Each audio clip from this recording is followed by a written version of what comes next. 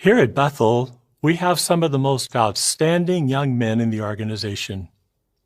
We are grateful to Jehovah for you and want to commend you for how hard you've worked to meet the high requirements to serve here.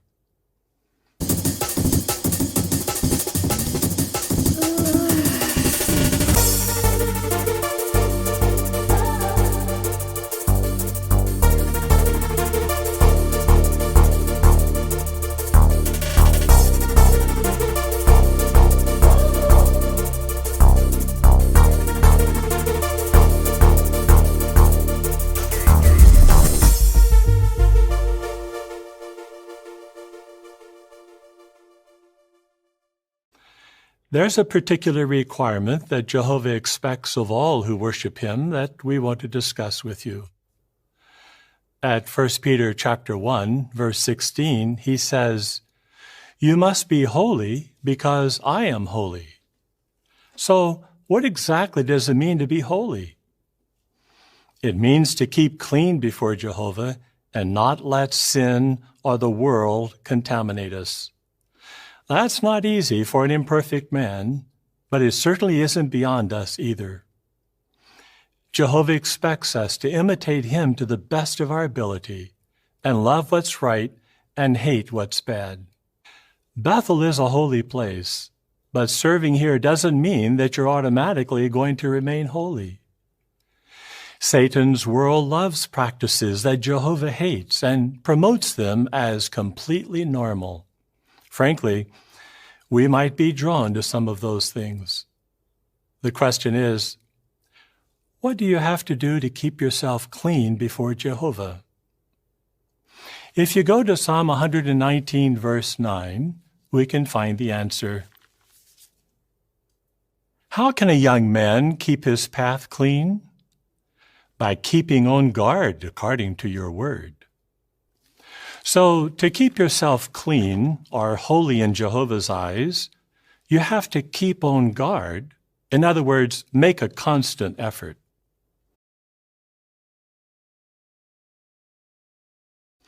Just like Bethel is clean because we all work at keeping it that way every day, each of us has to daily work at keeping our conduct clean, according to Jehovah's standards in the Bible. If we don't, our service to him will become contaminated and won't please him. The governing body loves you and wants you to experience the great joy that comes from serving Jehovah with a clean conscience. They also want you to avoid the deep pain that comes with sinning against him. That's why we're going to share with you frank and specific counsel related to matters of conduct in two areas. First, your personal habits, and second, your dealings with others.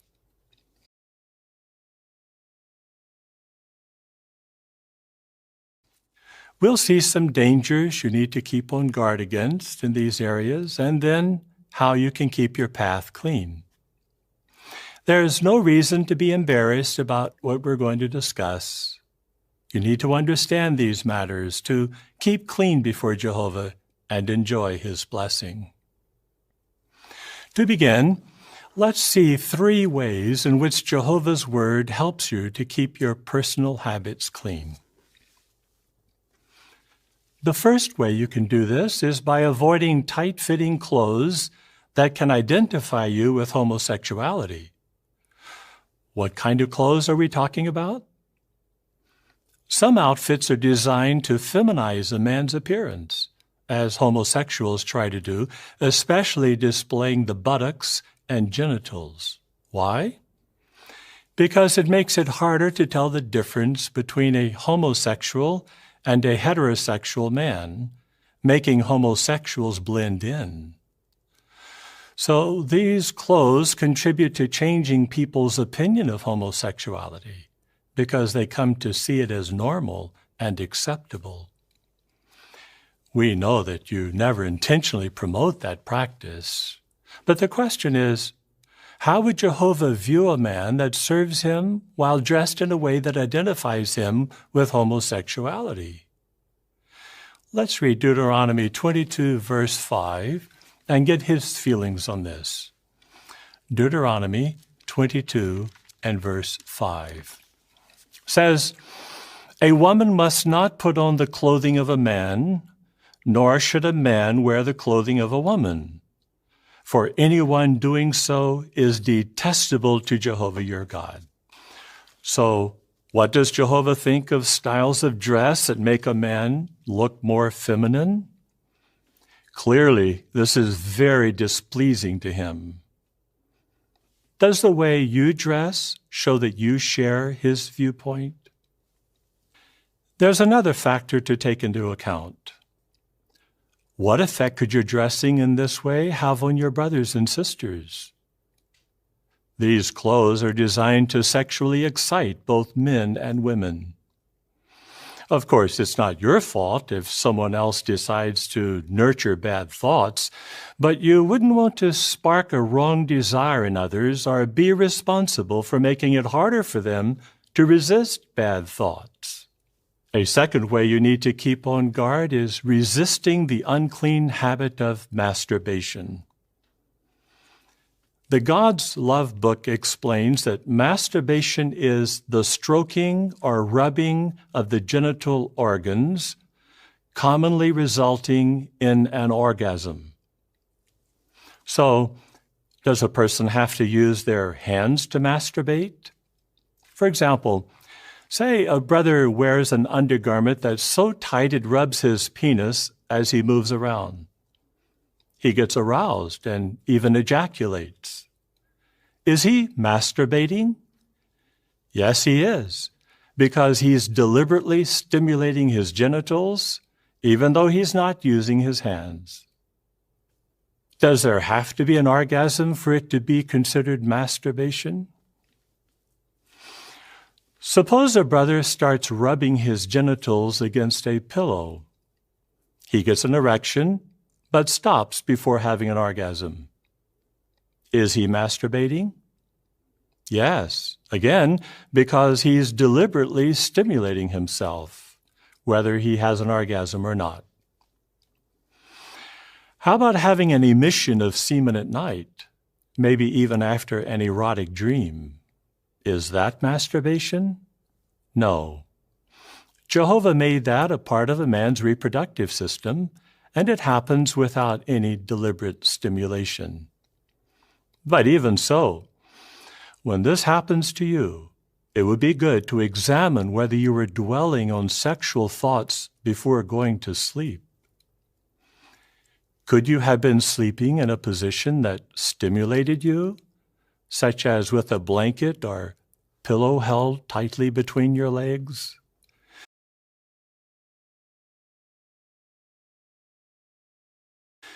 If you're honest with yourself about these matters, it will help you to avoid falling into unclean practices. What effect does masturbation have on a person's sacred service?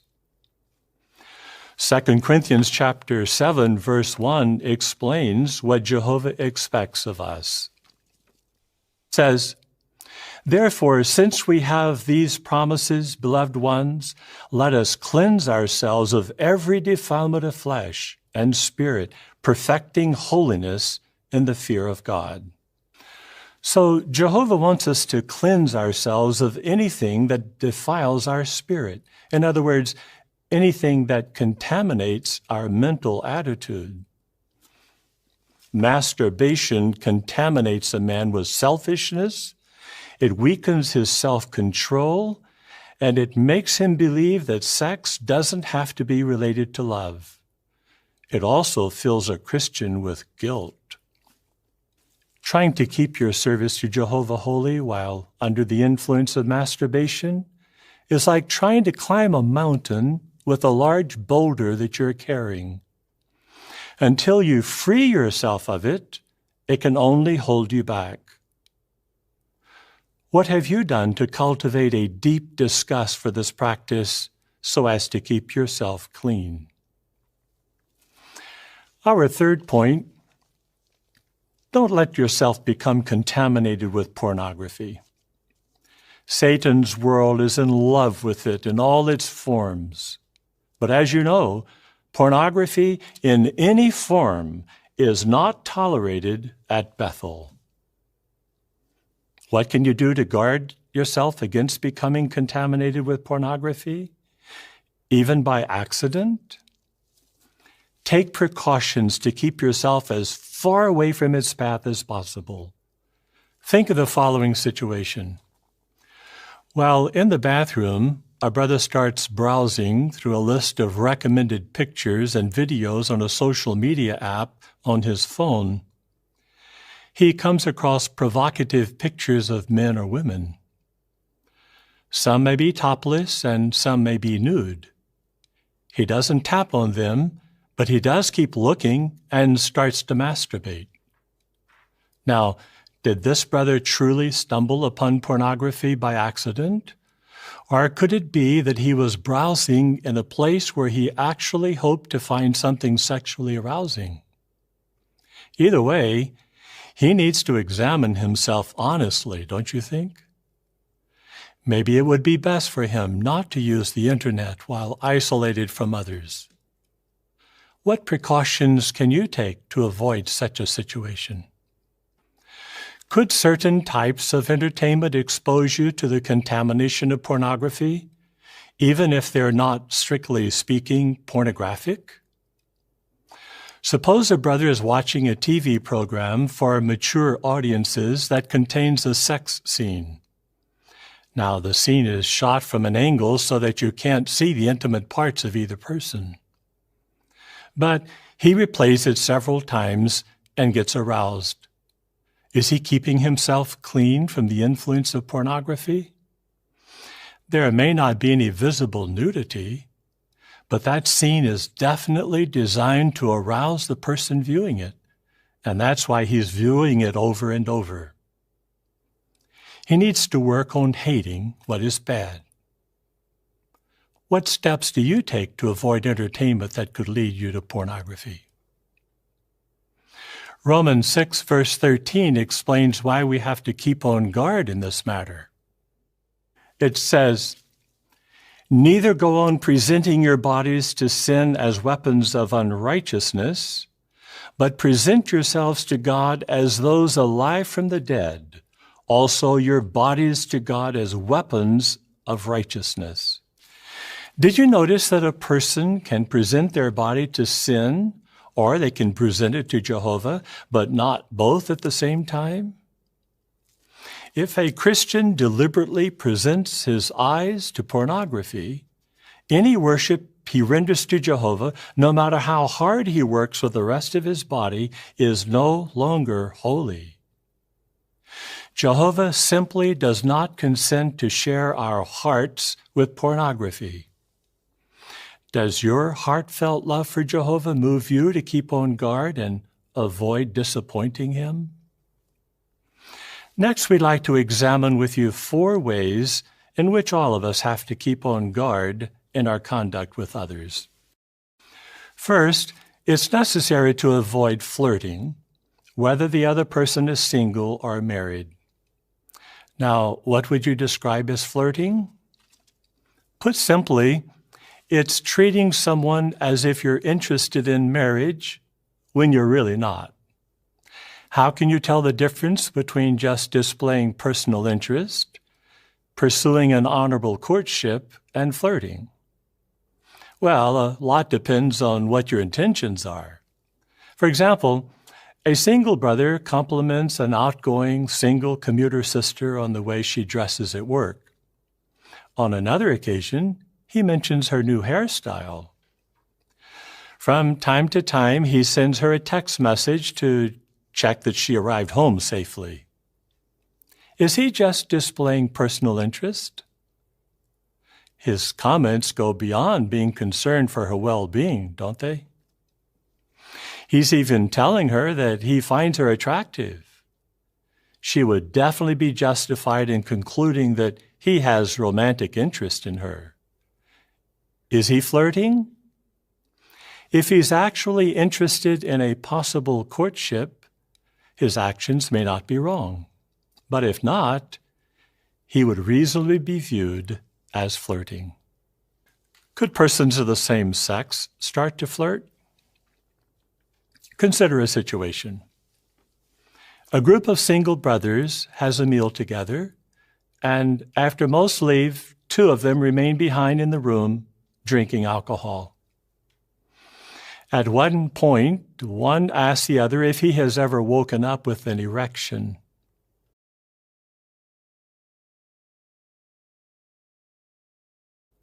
Their conversation starts to touch on sexual matters. Are they flirting? Their conversation can arouse sexual desires in them, even though they're of the same sex. This could easily lead to comments or curiosity about each other's bodies.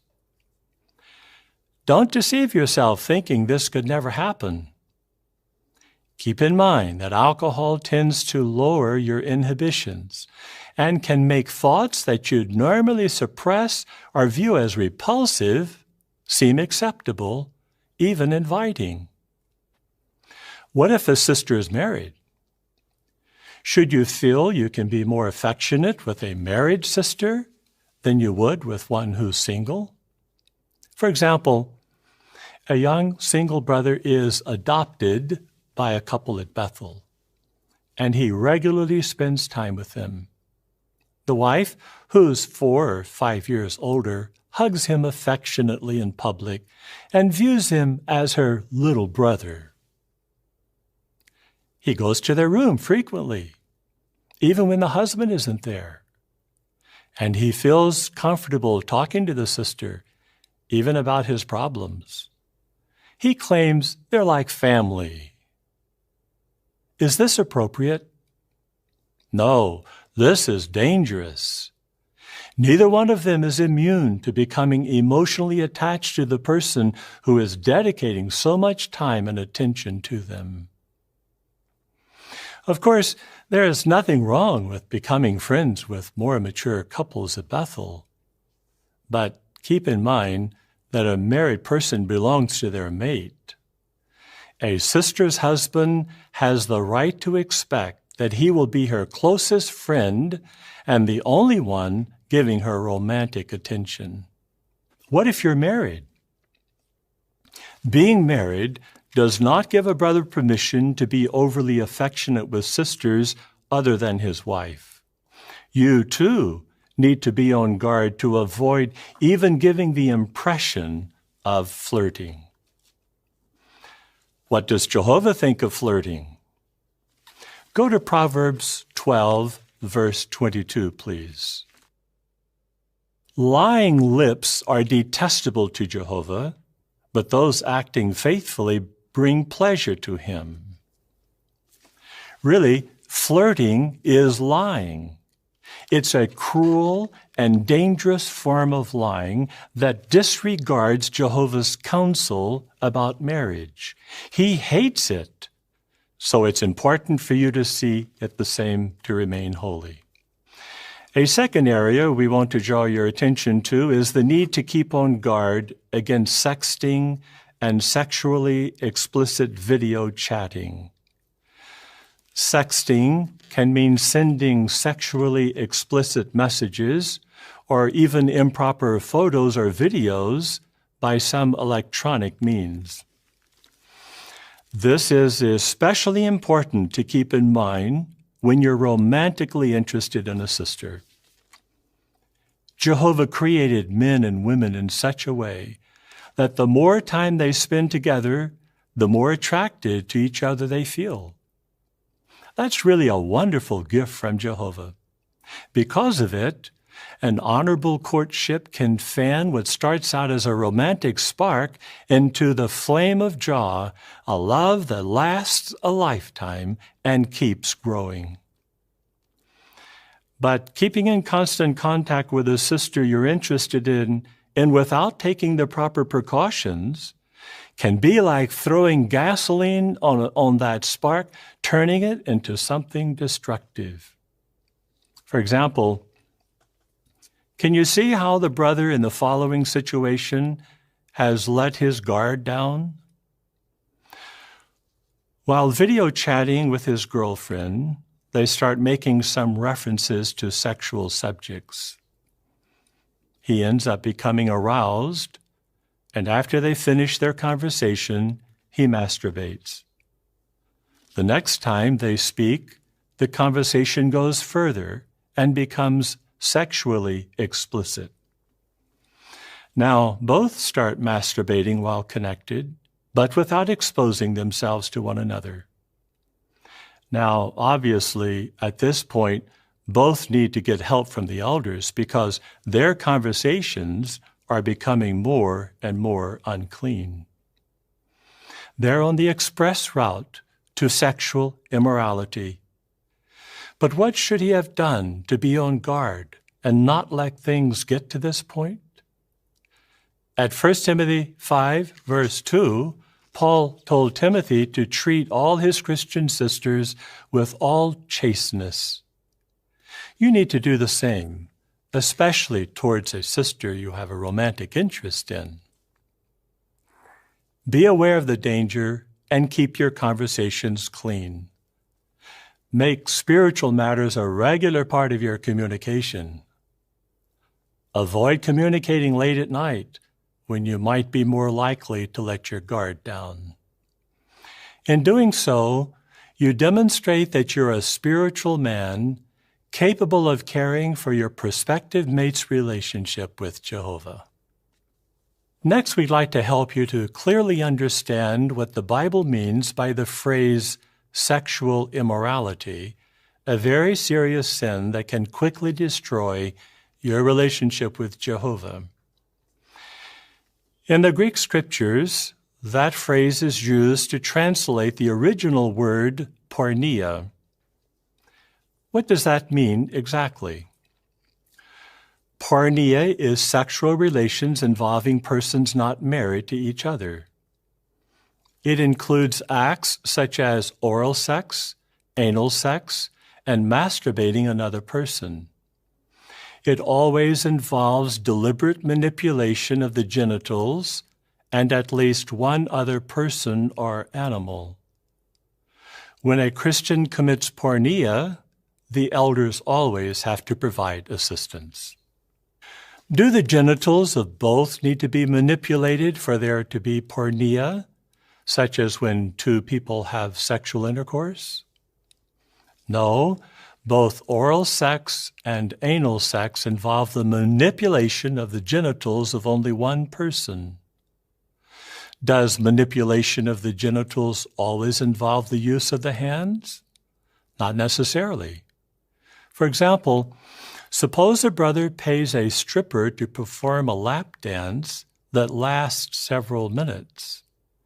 She grinds her clothed genitals on his leg while he's fully clothed. He becomes aroused, but doesn't ejaculate. Was that porneia? His genitals aren't being manipulated, and he's not touching the woman's genitals with his hands. However, he is committing porneia by allowing her to use his leg to stimulate her own genitals. Can there be porneia without skin-to-skin contact? Say a brother lies down on top of his girlfriend while both are clothed, and they simulate having sex. Are they committing porneia? They have their clothes on, but the genitals of both are being manipulated, so they've committed porneia whether a climax is reached or not.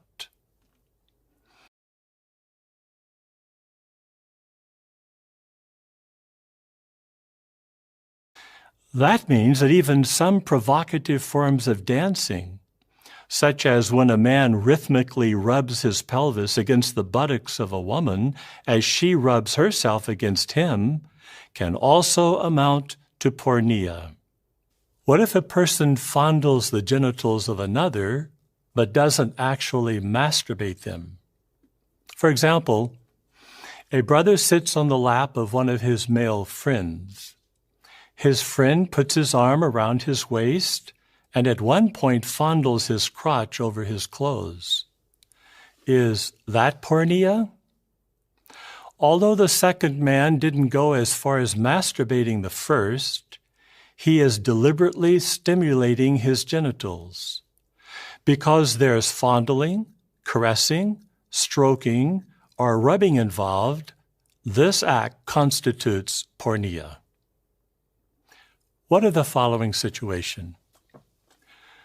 Two brothers masturbate in front of each other, but without touching each other. Is it porneia? The answer is no, since neither is touching the other person. However, it is a flagrant disregard for Jehovah's laws and a serious sin that has to be addressed by the elders. Finally, to keep clean before Jehovah, you have to fight against homosexual behavior.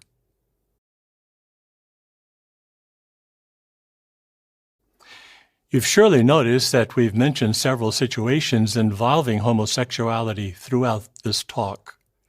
Why do you think that is?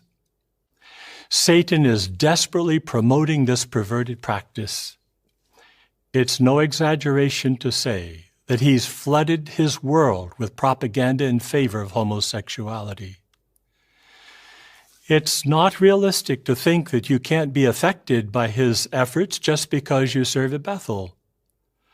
At times, you may find yourself struggling with same-sex desires, or you may realize that others are doing so. That doesn't mean that you or they are homosexuals, but it does mean that you have to keep on guard to remain holy. How can you do this? Examine your conduct carefully and honestly so that you avoid situations that can foster homosexual desires. For example, do you avoid unnecessarily exposing yourself to others, such as when you're in the locker room? Are you always modest, even in front of your roommates? Do you have the habit of excessively touching other brothers, hugging them tightly, slapping their buttocks, rubbing them, giving them massages, and so on? Of course, at Bethel, you may sometimes have to use a community shower, and that means you may not be able to completely avoid being briefly undressed in front of other brothers. In some cultures, it may be acceptable for two men to walk hand in hand, or local customs may permit the use of saunas while unclothed. But if you find yourself struggling with same-sex desires, it would be wise to honestly examine whether you need to make adjustments in your conduct with other brothers. Proverbs 6, verse 27 asks, "Can a man rake fire to his chest and not burn his garments?" The answer is no.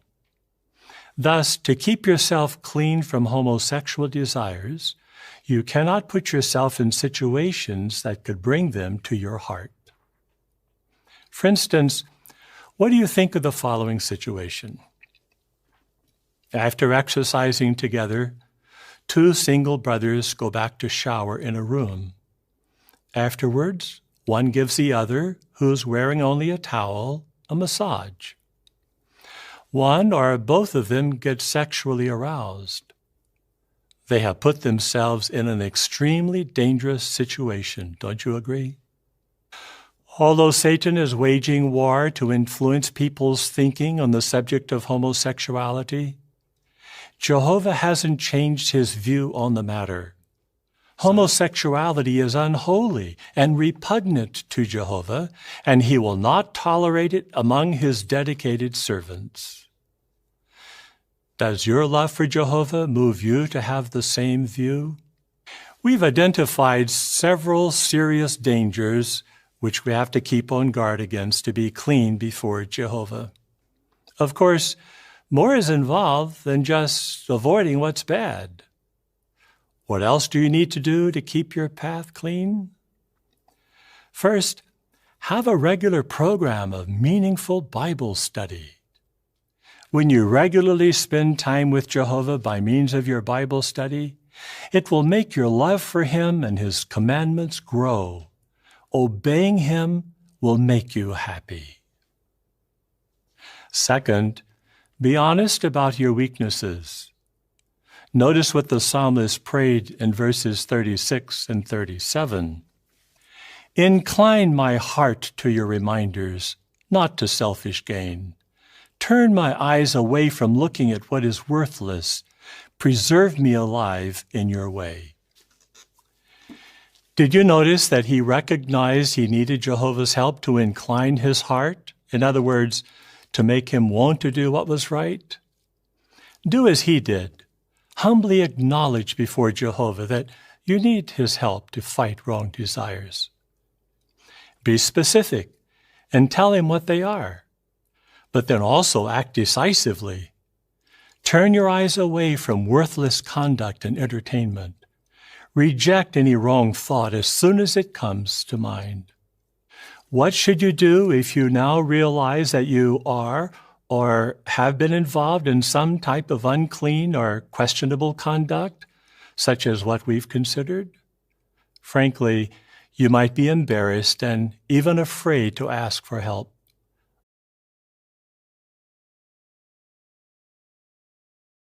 That's not uncommon. But please think about what Psalm 119, verse 176 says. I have strayed like a lost sheep. Search for your servant, for I have not forgotten your commandments. Like the psalmist, if you've been involved in unclean or questionable conduct, seek help from the elders right away. We love you and want to help you get on a clean path again. The governing body loves you too. It's our heartfelt prayer that you, our precious young brothers, will keep your path clean and joyfully walk in the law of Jehovah forever.